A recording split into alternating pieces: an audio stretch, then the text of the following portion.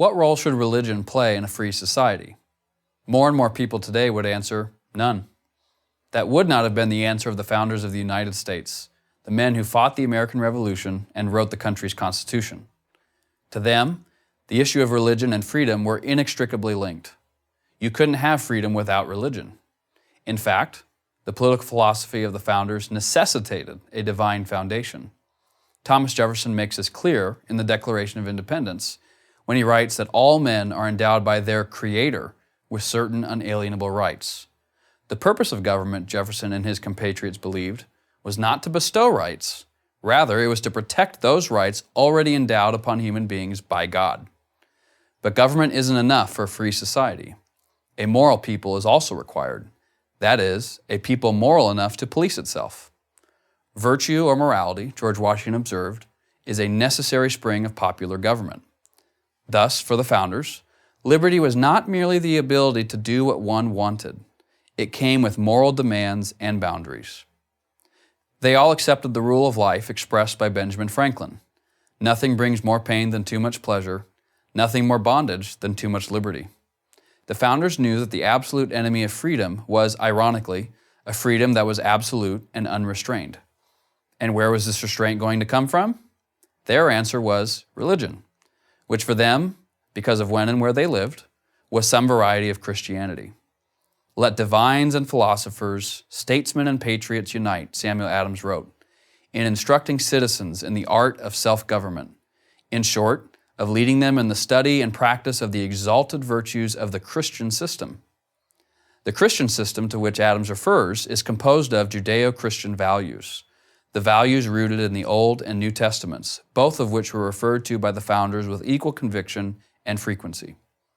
Jefferson, yes, the very same Thomas Jefferson who is so often portrayed as anti-religious, confirmed this sentiment in his notes on the state of Virginia, when he asked, "Can the liberties of a nation be thought secure when we have removed their only firm basis, a conviction in the minds of the people that these liberties are the gift of God, and that they are not to be violated but with His wrath?"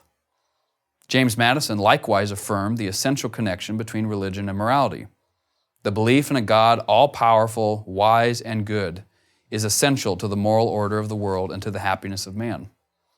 John Adams believed that the doctrine of a supreme, intelligent, wise, almighty sovereign of the universe, a doctrine he credited to Judaism, was the great essential principle of all morality and consequently of all civilization. And he applied this thinking specifically to the new nation he helped to create.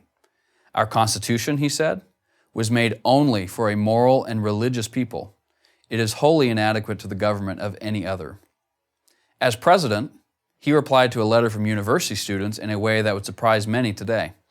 Science, liberty, and religion have an inseparable union. Without their joint influence, no society can be great, flourishing, or happy. Meanwhile, another founder, Alexander Hamilton, looked at the French Revolution and saw something much different.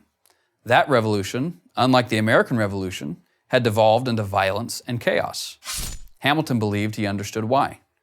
The anti-religious force it unleashed, he wrote, annihilates the foundations of social order and true liberty, confounds all moral distinctions, and substitutes for the mild and beneficent religion of the gospel a gloomy, persecuting, and desolating atheism.